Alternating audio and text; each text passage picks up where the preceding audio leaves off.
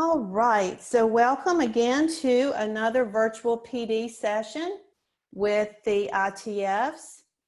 We are happy that you have decided to take part in this series on Seesaw. A couple of informational points before we really dive in deep. One, you need to already have a Seesaw account. If you haven't been using Seesaw, then this is probably not the virtual PD for you. We are going to really take what we have been using with Seesaw and go really deeper over the course of the 3 sessions that we will be doing this. Today, our focus is totally on the activity library and how to favorite activities and then edit them. And then we will be building up in session 2 about creating one from scratch. And session 3 will show you how to put it all together to make a blended learning opportunity for your students. So if you are not familiar with Seesaw and this is not the case for you, then you probably do not need to hang out for this PD because you need to be familiar with how to use it with your students. This session is being recorded, and you'll also notice that I have turned on the closed captioning during the presentation part.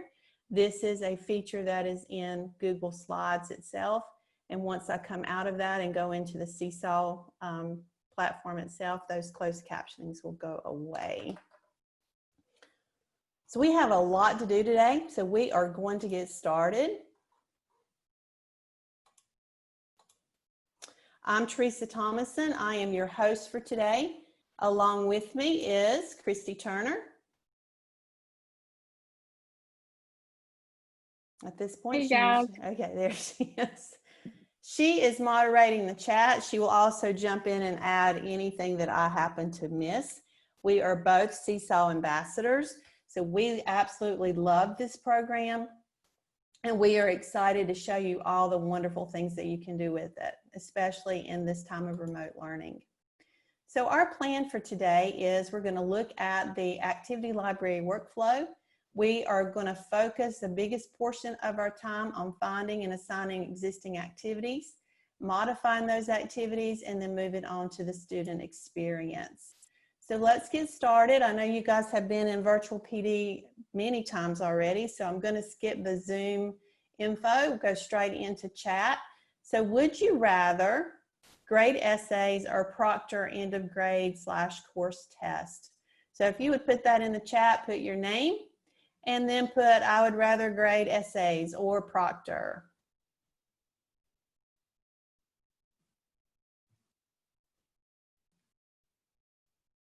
No, you do not need to have students in your class. You just need to be familiar with Seesaw, that you have used it in some format, because I'm not going over the basics of Seesaw. Wow, I am shocked. Most of you would rather proctor. Holy cow, I am really, really shocked. I would rather actually not do any, but if I had to choose, I would rather grade essays because proctoring is like watching paint dry. All right, but there's a lot of people that would prefer to proctor. That is awesome. And isn't it kind of awesome that we don't have to worry about end of grade test? Woo, that's one silver lining in all of this. All right, again, welcome to our session. We are excited you are here. So just a heads up, at the end of our session, you will have a requirement that you have to turn in for your DLC credit. So you are going to be submitting a link to your Seesaw activity that you kind of edit a little bit. And there will be a reflection question. I need to know where you are in your current level of use for Seesaw so I can adjust sessions 2 and 3 if I need to. So let's just dive right into Seesaw. As you guys know, because you have been using it, there are 2 ways to share information or share activities with your students. One, you can post to the class journal. So that is where you can just send resources, or the students can view and post, and that's usually where they go and just put their information, where they click on the camera or the video or take a upload a file from Google. Any of that stuff goes into class journal. The second way that we can share with students is to go into the assignments, into the activities, and actually assign an activity where we're giving them directions, and giving them examples and a template to use where they actually create in Seesaw. This is kind of like the activities that we used to make in SMART years ago, but now it's available for students to use one-on-one within Seesaw itself. So the anatomy of a Seesaw activity, for those of you that have never looked in there before, and those of you that have, you might not know all of the components. This is a screenshot of one of the activities in the community library. And you will notice over on the left-hand side of your screen in the bottom corner, you have the ability to put teacher notes. So in this example, this teacher is, of course, sharing it out in the community. So they added the Common Core standards for the literacy that it needs. And then as we move over to the right-hand side of the screen, you guys see the heart, where you can actually heart it or put it into your, called My Library. You can also just direct assign it from here if you so choose. Then there's a section of directions. And what I love about Seesaw is the ease of, when you're putting in directions, to put those icons in place so students know exactly what they're supposed to be doing. How many of you have seen the family information? As you know, we can connect our families to our students and they will be able to see the student work. So why not give them the why, or the background behind this particular activity? Side note, I kind of encourage our teachers to do that in Google Classroom as well. You can also record your voice, given those instructions for our learners that cannot read all of that text. And then there's always the 3-dot menu, which indicates there are more options there for us to do. So the process when we're looking at the activity library follows this. So let's go ahead and flip over, if you guys will open another tab and go into your Seesaw account. And we are going to go ahead and get into the library. So I'm going to give you a second, and this is the point where I start slowing down in my talk so you guys can follow along.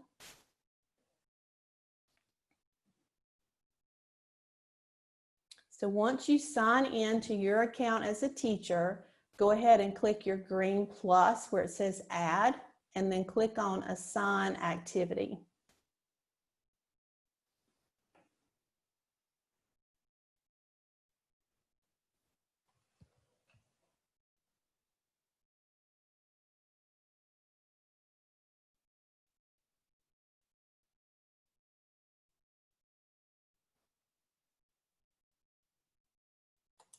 Once you get there, you're going to see 2 tabs. One says Community and one says My Library. The Community is the tab we want to click on. This is where you find, modify, and create and assign activities. So if you'll go ahead and click on the Community tab, we'll come back to the My Library tab in just a little while. And then we are actually going to find activities. So I am going to flip over to my Seesaw account and catch up to you guys so it can be on the screen just like yours.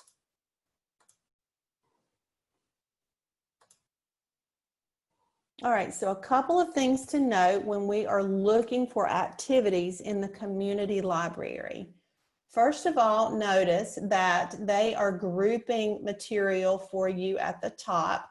So on my screen, I see home learning ideas for kindergarten through 5th grade, home learning ideas for older students, because Seesaw can actually be used for grades other than elementary. Even high school kids can use this.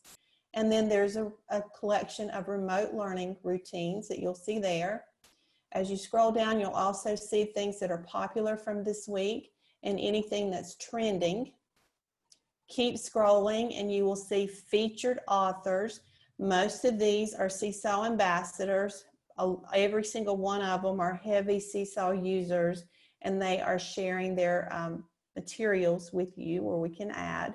And then you'll see recently added and so forth. So I'm going to go back up to the top, and you'll notice that there's a drop-down arrow that you can search for specific grade levels.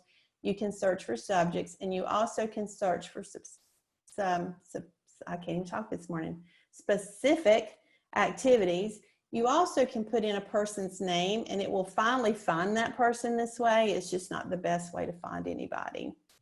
So for my example today, I'm going to be a 4th grade teacher and I am going to search for math. So I've clicked the drop down and chosen 4th grade. Subject area, I'm choosing math. And now it has filtered out for 4th grade math where I have 3,250 activities. That's a lot. So the way that I'll find one and I save it to my library, let's see, I'm just going to pick one. Weekly reflection and goals might be a good one, especially at this point. So I kind of preview it and I think, oh, I might want to use this one. So I'm going to click the heart and now it will be in my library. So I'm going to be quiet for just a few minutes and I'm going to ask that you find a couple of activities that you are interested in maybe using and clicking on the heart button and saving it to your library.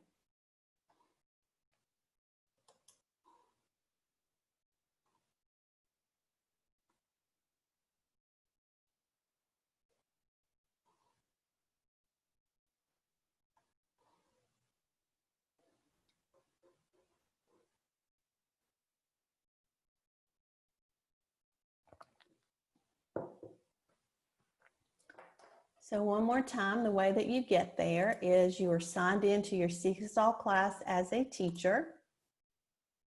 You click the green plus, kind of in the middle toward the right hand side of your screen. Click Assign Activity. And then from the tabs at the top, click on Community.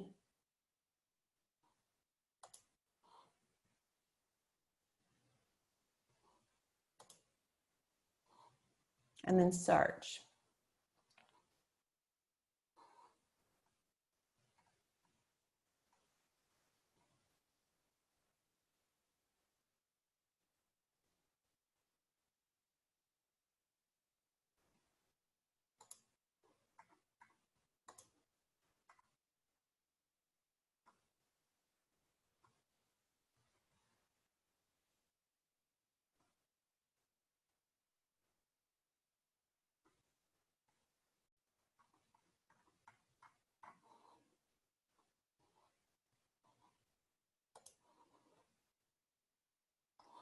All right, so hopefully you have found one by now. So I'm going to click on My Library tab. So if you guys will do the same. So in your My Library tab is any that you have favorited and any later that you edit. So if you decide you want to assign from your library, once you find one, you'll see on the thumbnail in the top right-hand corner of that thumbnail is the Assign button. You click Assign and then select the class that you want to assign this particular activity to. I'm not going to assign anything at this time, so I'm not going to do that. You guys don't need to as either.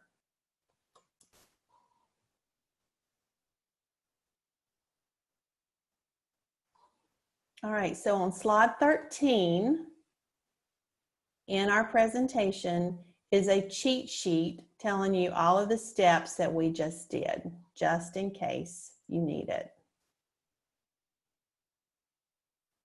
Kelly, you want me to show getting back to my library or getting to the community? Can you be more specific with your question?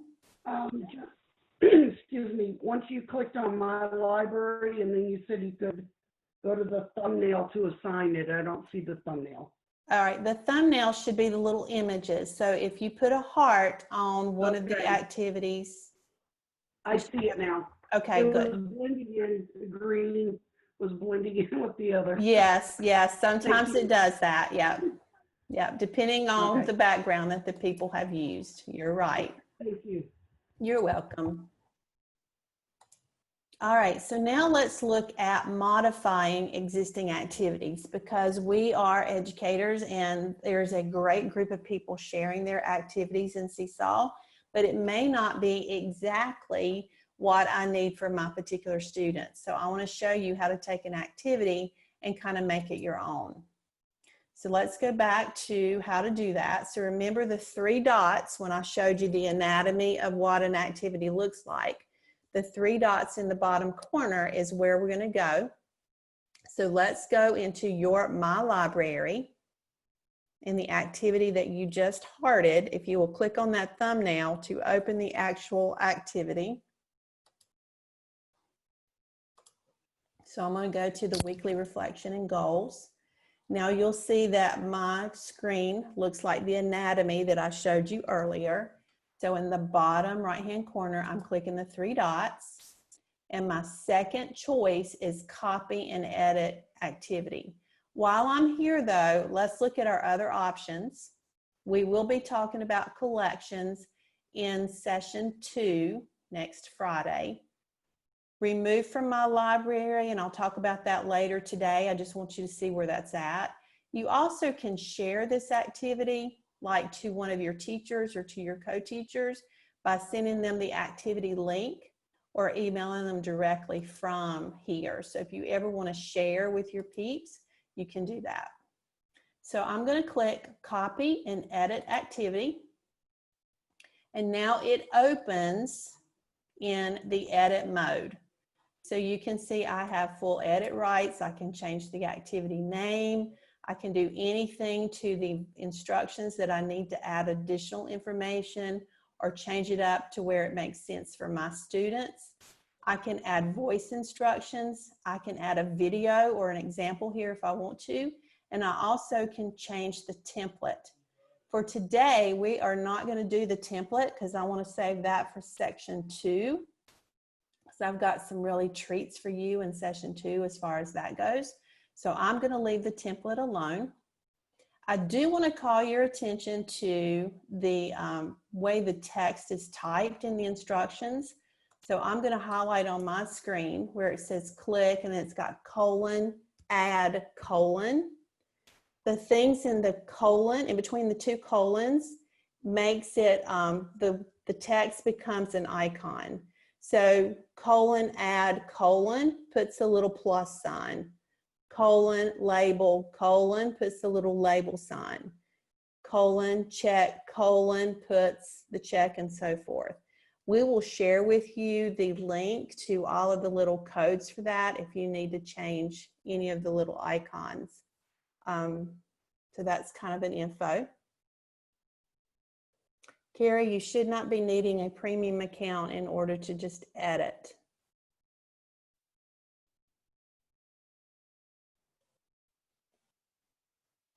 Christy, can you by any chance go ahead and grab that icon list and pop it into the chat? Because we got a couple of people asking for that up front. All right, so I'm going to definitely change. Let's see. Yes, I'll take care of that. Do you want me to put it in the chat? Yeah, drop it in the chat.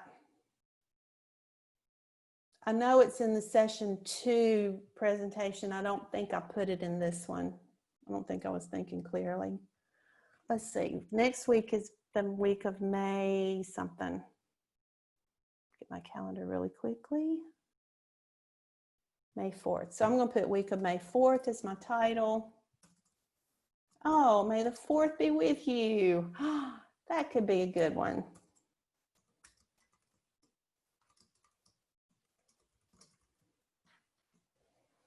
And then if I want to change anything else or click add voice instruction, I could do that. So once I finish editing, I'm going to click save. Great question, Diamond. When you edit, does it edit the owner? No, it actually makes a copy and the owner's is always just there. So your copy is the only one that is edited. Thank you, Ashley, for sharing the bit.ly. Carrie, did you get past needing a premium account? Honestly, guys, here's what happens with a premium account. You get to create, you get to have more activities in your library, and I'll talk more about that later. You can add more co-teachers, you can have more classes, and you get to have additional data checks. We have enough data checks in North Carolina, so we don't really need to have any extra. So all of my teachers, I don't have anybody that has a premium account. I have some teachers that are Seesaw ambassadors, and you get a little bit extra with that, but you do not have to have a premium account, and Seesaw has promised that we would never ever have to have one to be able to do this.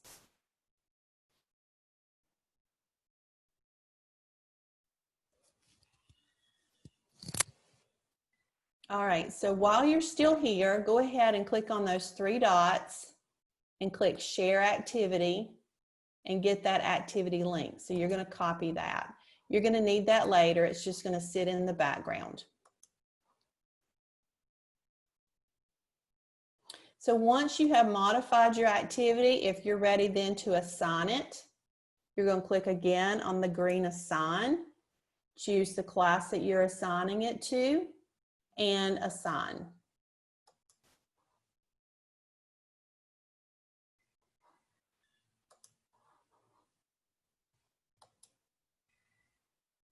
So I'm gonna wait just a second and make sure you guys are caught up and finished editing.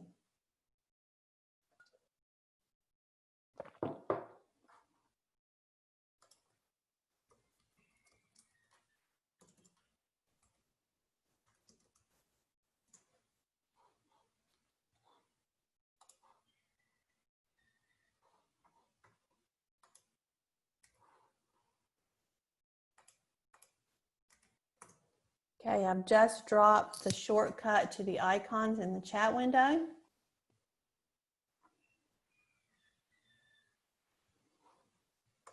Let me preview these questions and see if I'm missing anything.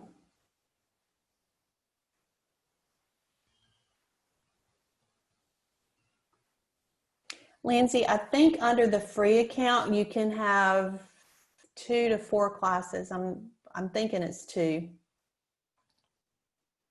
All right, to share an activity, have your activity open in the window, and in the bottom right-hand corner, click on the 3 dots.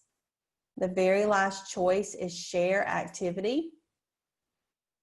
And then the 4th choice down is Get Activity Link. Just click the word Copy.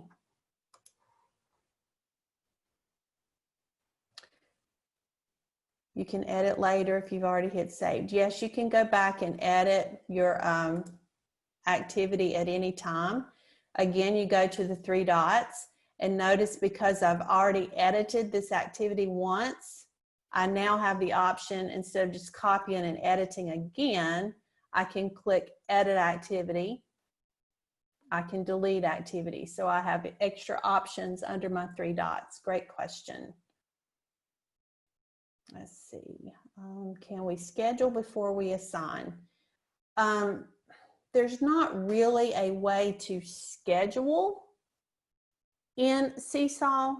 It lives in the activity library for your students, and I'll show you the student side at the very end where they're going to click on it. So you would just give them instructions on when to assign it.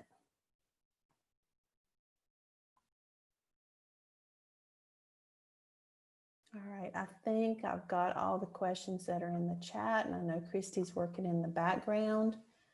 I am not familiar with Seesaw being behind the Clever login.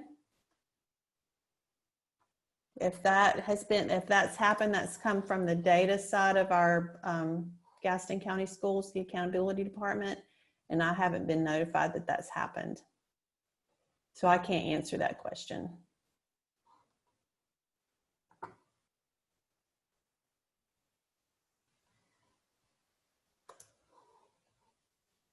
All right, looks like everybody's okay, so I'm going to keep going. So let's talk about library limits for a minute, since we kind of been talking about the free account.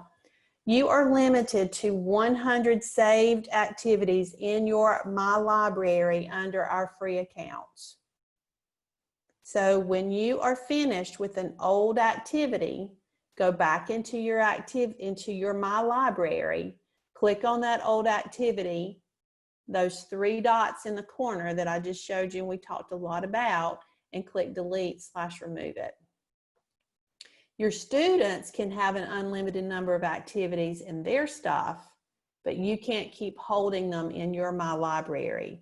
So once you have assigned it to your students and they've completed it, go in and take it out of your My Library. And I think it will take a while to get up to 100. So like probably what, every 3-4 months or so, go in and kind of clean out your My Library. Can you copy to Google? Can you put the activity into Google? No.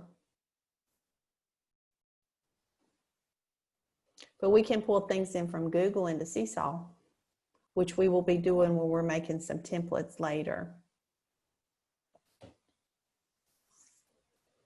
All right, any other questions so far?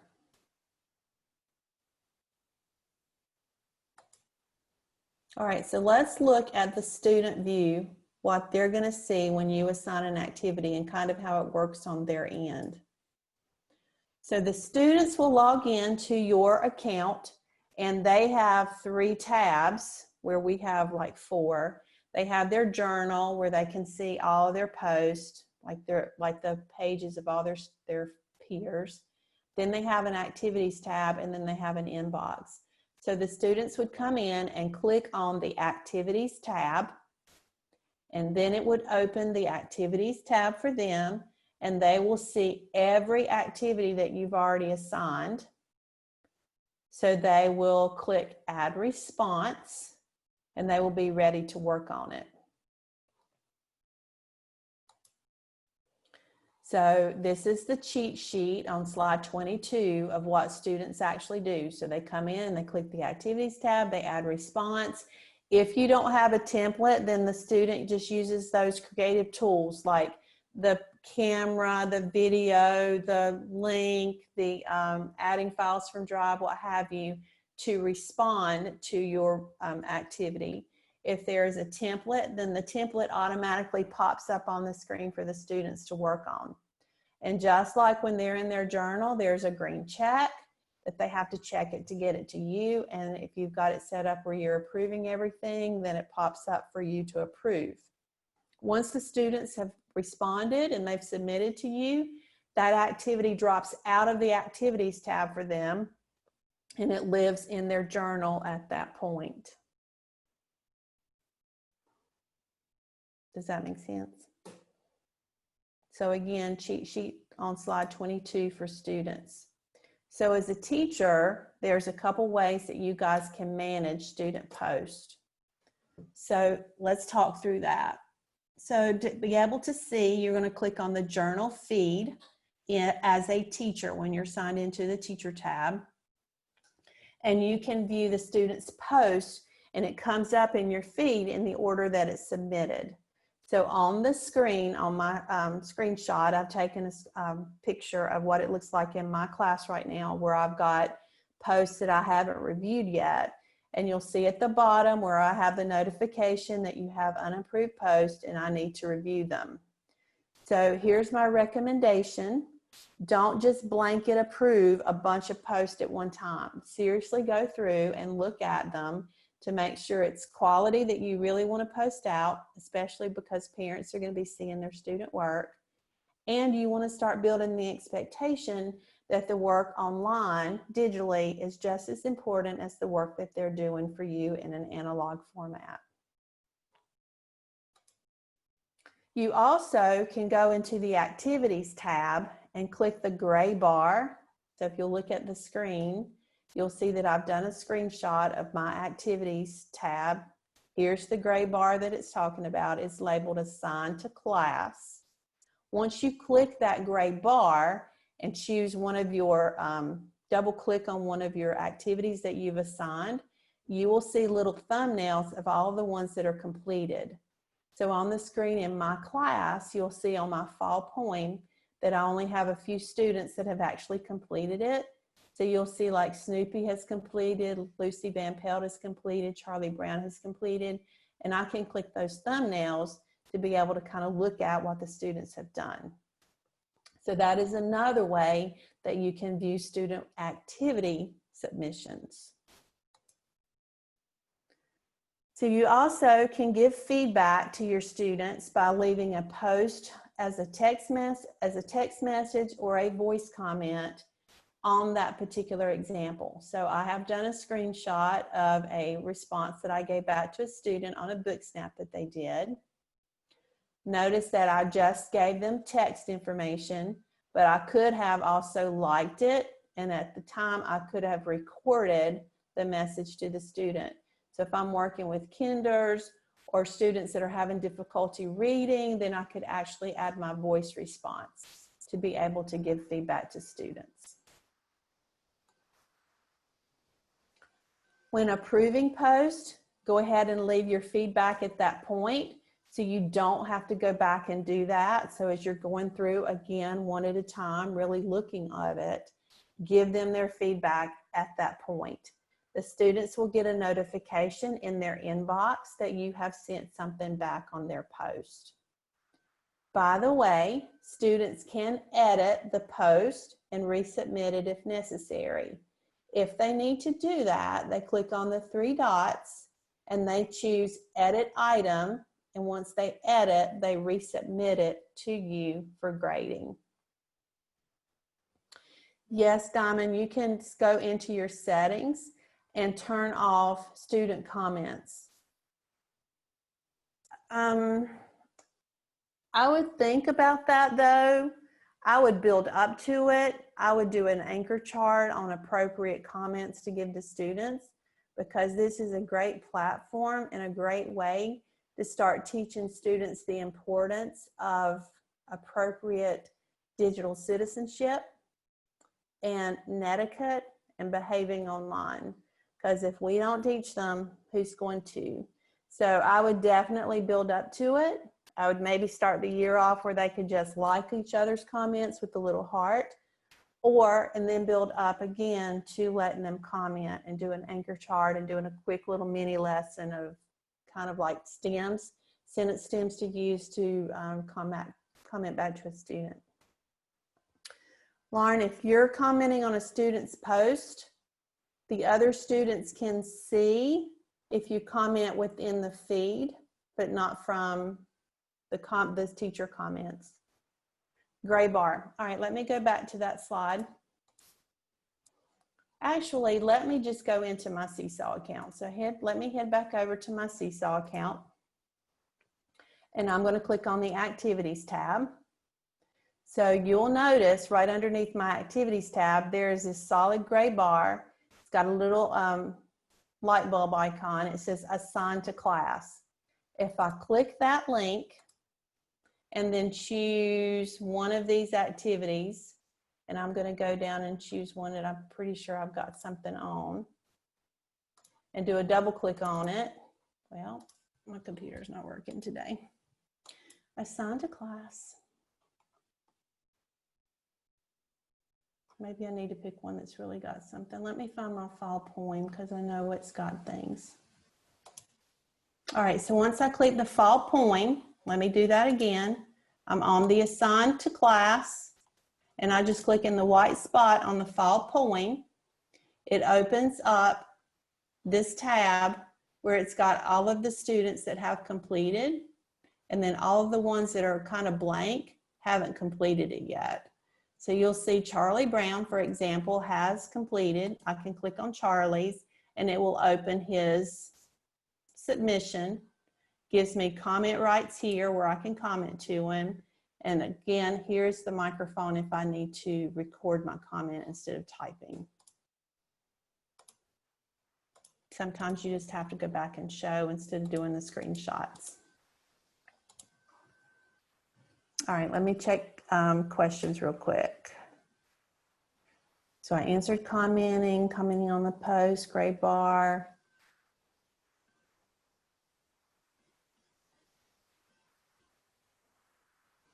Sorry, just to clarify. So if I click on the speech bubble and comment under students' work and leave a comment, yes, every student can see it if you're in the journal. So let me go back to my journal.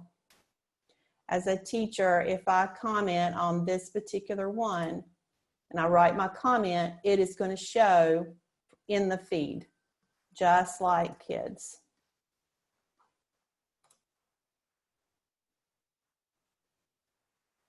But if you're giving feedback when you are reviewing it, it's giving it to the students. Great question. All right, any others before we keep going?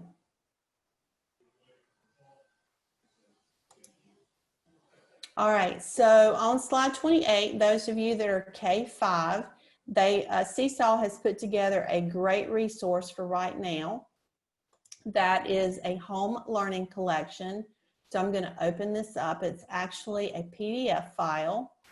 And you will notice that they have broken it down by grade level. Let me make it a little bit bigger so we can actually see what I'm showing you on the screen. They have broken it down by grade level and according to certain topics. So they have voice and choice section, they have a math section, they have reading and so forth by grade level.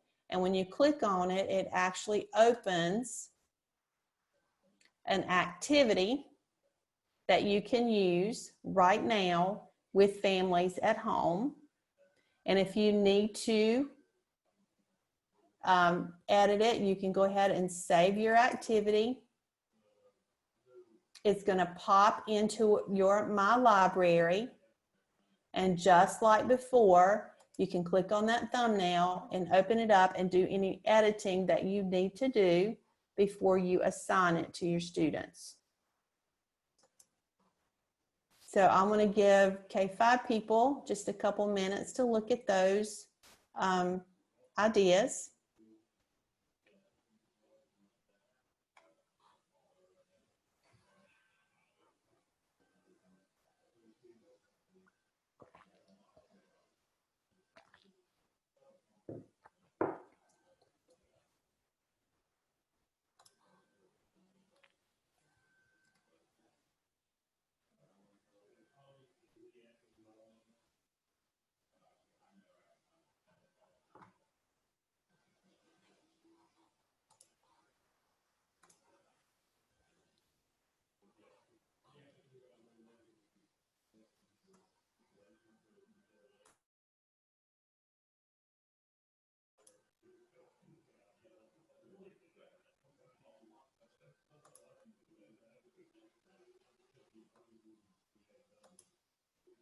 So it's possible that while you're looking through that collection that Seesaw has put together, that you'll find another activity that you want to share or modify to your students.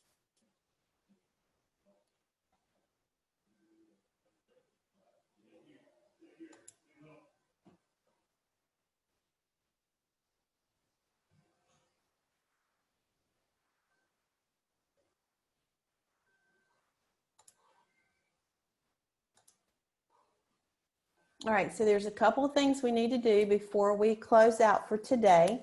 We're going to go ahead and submit our artifact for this session.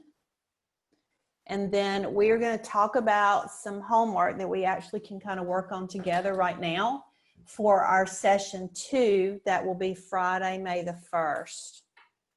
So if you guys would go to slide number 29 in the presentation. Absolutely, Rhonda. Please be careful about how many activities you're assigning to your families.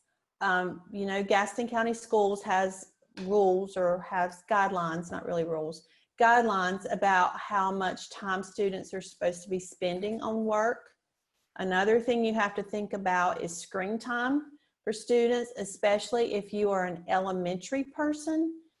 You don't want your students having tremendous amount of screen time. Their eyes are still developing. Screen time all day is not a good idea for anybody. So just kind of be aware of that.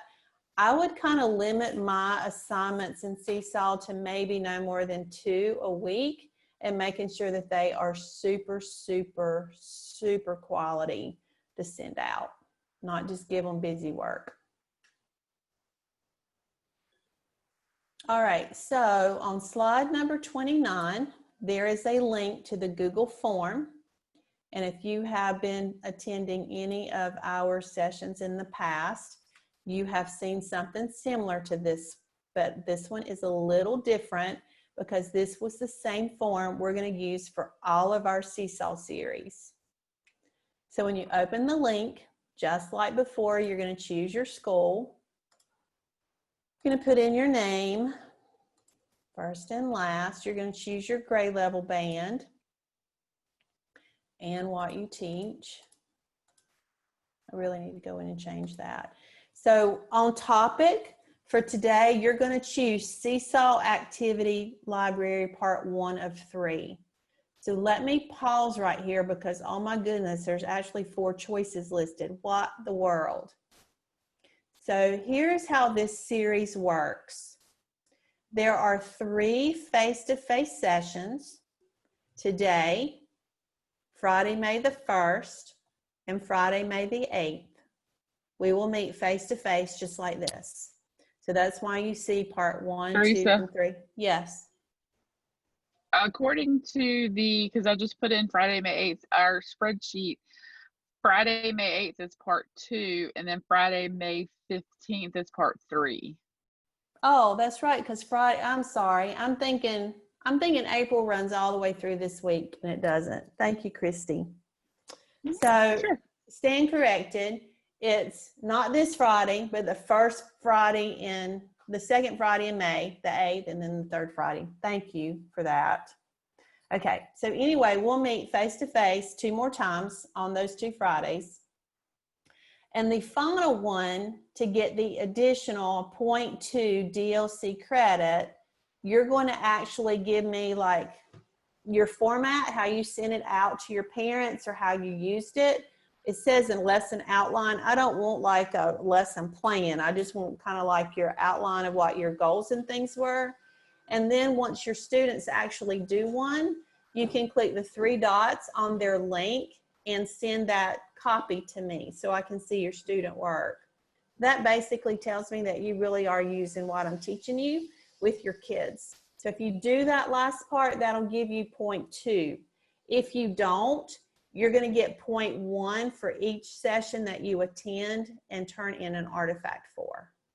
So please ask questions because I want to make sure that we are crystal clear on this point.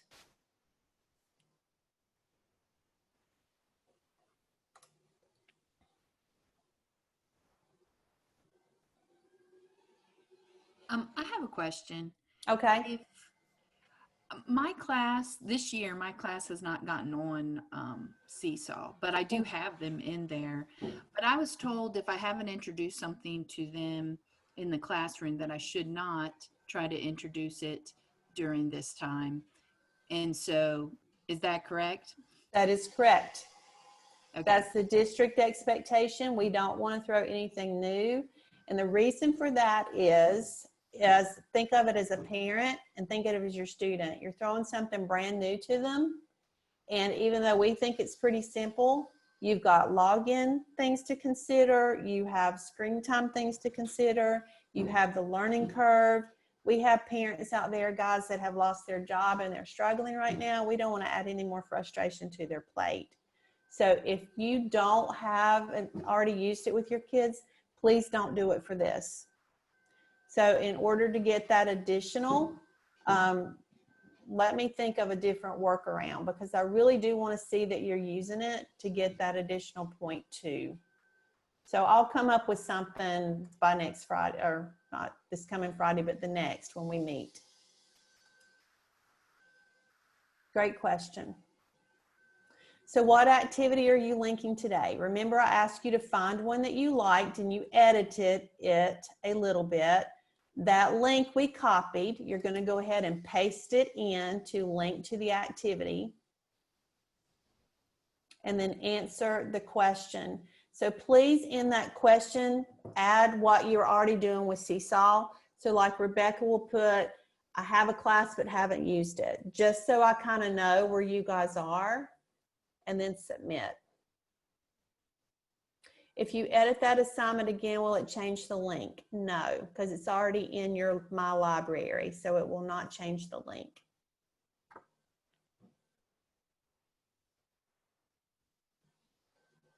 So once you put your link in and you answer the question, click submit, and then head back over to the presentation. We're going to talk a little bit more and get started on our homework.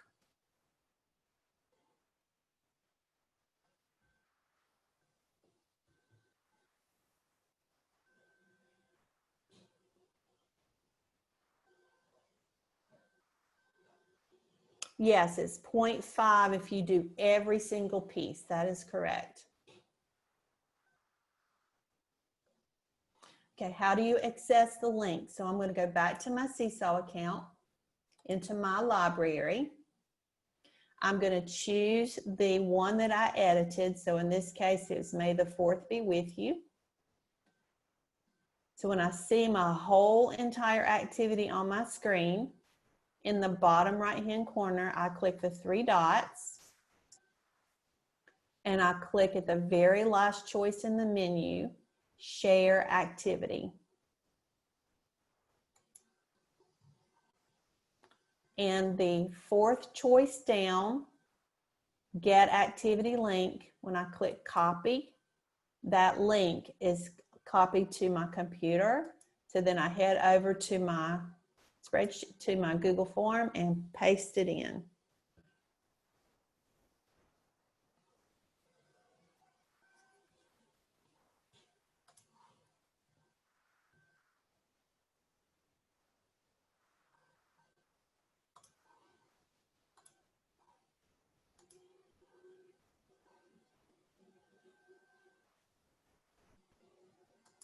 So it looks like we're about halfway there with responses being turned in. I have 23 out of about 55 of you.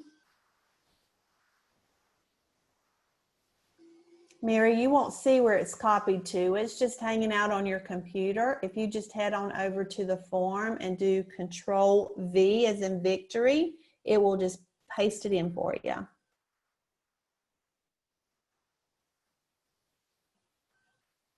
Lindsay, you're going to have to open the Google form on your other device as well.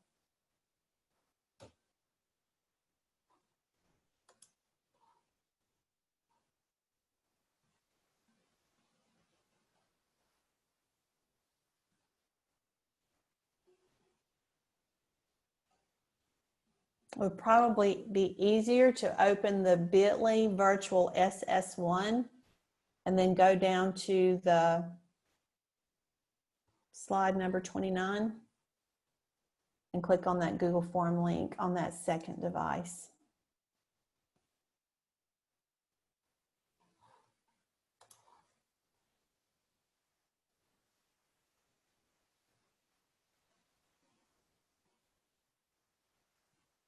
All right, we have about 34 submissions so far. Yes, Seesaw can be shared into Google Classroom. There's a couple ways that you could do that. I personally, if I were still in the classroom and using these two tools together, I would just link my Seesaw class link into Google Classroom and have students go to that activity. But you also can share that link that you're sharing with me to your classroom, and your students will click on it and go straight to into their activity. Actually, that's not how you do it. Let me show you guys that. If you want to get them straight into your activities, you click on your activities tab and you copy the URL address at the top of your screen and share that link with them. But honestly, I would just give them the link to the Seesaw class. That way they can click on it each time. Just teach them. Because guys, if we're ever in this situation again to where we're doing remote learning, once we get our kiddos face-to-face back in front of us, we've got to make sure that they can handle all these platforms before we send them home. And we didn't have an opportunity to do that this time because we're running after, we're catching the snowball as it's going down the hill. We're going to have to get ahead of it in case this ever happens again. So we have to be prepared to teach our kids how to do this stuff. So just get them in the habit, going to Google Classroom and clicking the links and going from there. If we edit our assignment, we send it as an artifact. Yes, it will automatically update anything that you edit for me. The link does not change. I would just share I would type in Google Classroom, app.seesaw.me, app.seesaw.me, and I would make sure that my little QR code is there, or the code is there for the students the first time. And then they just have that link. They go into the link. Google Classroom, I would make it as a material, so it's there for them all the time, and just teach them. I have a first grade teacher that has she has her kids use the QR code. So she has the QR code hanging up by the computer cart, Chromebook cart, and they scan it and just go. Yes, Darcy, it's going to have to become part of our beginning of the year procedures. So those of you that are K1, please get your ITF in your classroom when you start setting this stuff up. Let us be in there with you to get those kids off on a solid ground, ready to roll with this. It's really difficult at the beginning of the year to get kindergarten and first grade in that process by yourself. So use us. All right, let's see. We're 45 people already submitted, so that's the majority. Those of you that haven't finished your submissions, if you will just pause in the midst of your submission right now, and let's look at slide 30, because I want to set you up. Look, I had it right in here, Friday, May the 8th. All right, so when we meet together on Friday, May the 8th, we're going to spend the majority of our time making an activity from scratch, including, wait for it, having the ability for students to actually move things in Seesaw on a template, just like you used to do in Smart Notebook. I know, right? So excited, so excited. So to kind of help with our time, because you know an hour flies by, I want you to have your template background already kind of in your mind and picked out. So when we're together next week, I've clicked my example. This is going to be my template. I'm going to be a middle school teacher teaching my kids about the animal cell and how they're going to label it. So this would be like drag and drop activity. That's my plan. That's my template. So my template's ready to go. So kind of think, do you have a drag and drop activity already that we can kind of tweak and use? If you do, make sure there's no labels on it, because notice that my example does not have any of the labels yet. That's going to be the part that we make in Seesaw. So just have your background. So with that said, to kind of help you guys process and think, back on slide 30, I have linked a template resource. Be prepared to have your mind blown. This resource was put together by two Seesaw lovers. It's attributed to them at the very beginning. You'll see there's the directions. You'll see that how to add an activity. Don't worry about that part. What I want you to start looking at is starting at slide number 5 and going all the way down. So you'll see some blank templates that are already kind of made, including like phonics activities. Oh my gosh, right? The cool thing is a lot of these are already made in Seesaw, so you can actually click the link and go look at how they're created. So if you want a background like this, or this will help you start thinking of a drag and drop activity, or any kind of thinking map, any kind of graphic organizer, anything that students can label, a template that's in like slides that you want them to complete, anything like that, go ahead and have your template together. And it can be in a Google slide or it can be in a Google drawing, either of those two formats. It actually could be just a JPEG, an image. So those 3 formats.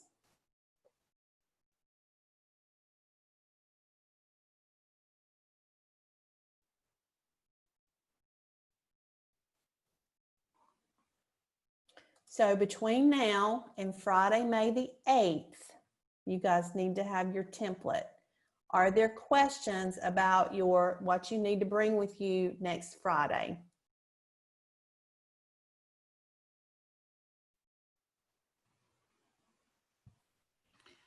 When you said it could be in Google Slides or Google Draw, what is the difference between the two?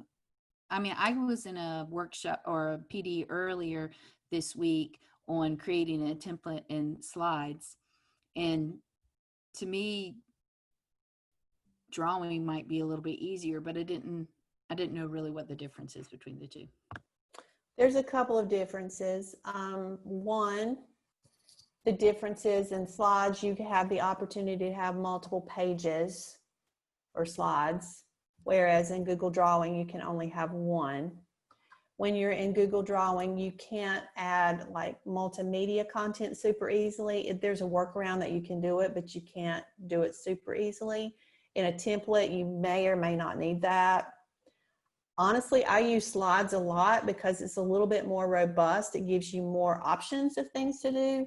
But in this case, simple is best, and Google Drawing is super simple. Christy's actually taught several sessions on Google Drawing. Christy, do you want to add anything to that? No, pretty much when we did the Google drawings and the Google slides, the biggest difference is, do you want multiple or do you just want one?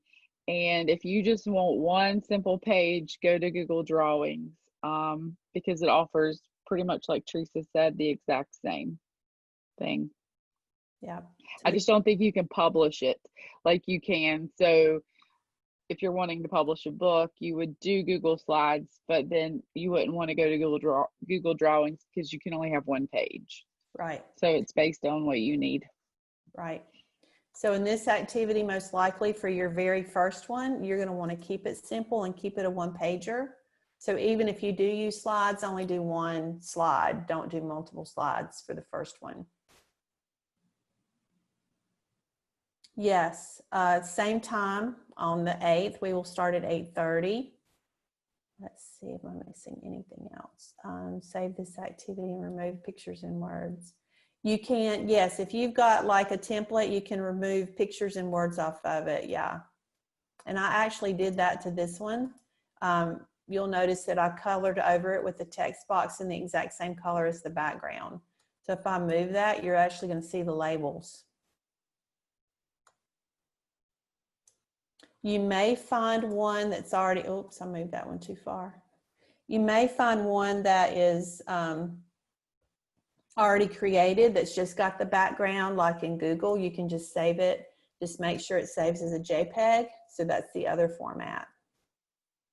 Kelly, I think that answers your question.